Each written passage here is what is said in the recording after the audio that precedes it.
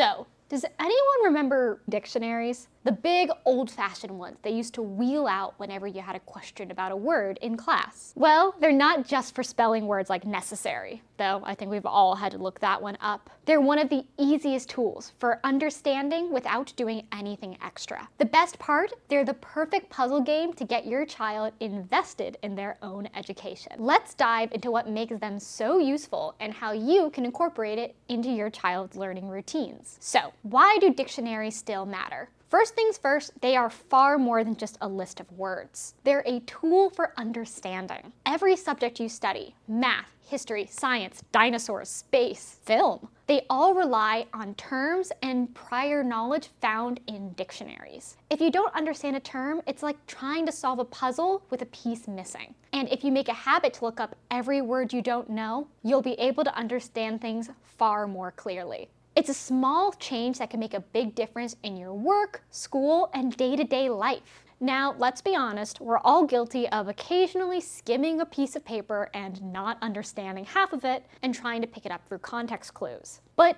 that doesn't always work. Misunderstanding even one key word can completely ruin your grasp of the concept. Think about it this way. Would you feel comfortable flying in a plane where the pilot skipped over a few key terms in training? Probably not. Or having a doctor who just guessed on the terminology. It's a good reminder that understanding is crucial, no matter what field you or your child plan on going into. Now, what are some tools you can learn to facilitate this excitement to learn new things? 1. Printed dictionaries. Let's start with the classic. They may feel old-fashioned, but printed dictionaries still have their place. They don't need a battery, they're perfect for tactile engagement with younger children, and physically flipping through the pages can actually help boost the memory of small children. A great example for kids would be the Merriam-Webster dictionary. For older kids or adults, the Oxford English dictionary may be more their speed. And a quick tip, skip pocket dictionaries.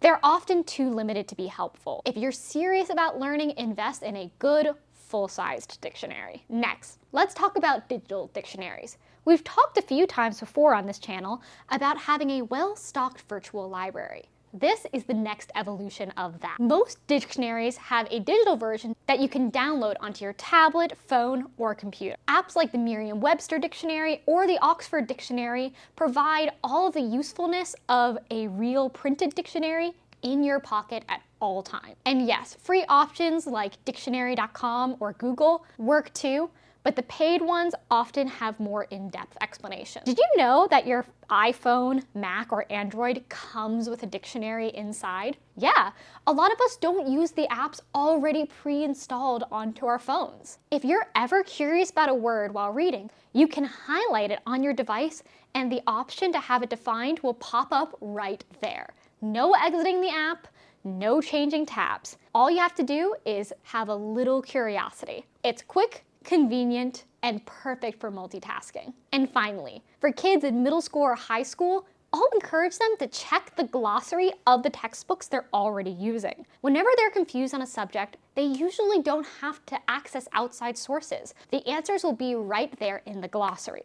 Not only will that encourage curiosity in your child, but it will encourage them to read more critically and to have the entrepreneurial spirit to find answers on their own. So, while using a dictionary may seem like a small thing, it can have a major impact on your child's education. The more words you understand, the more you're able to communicate effectively. In today's world where knowledge is always just a search away, there's no excuse for not trying. So here's a takeaway.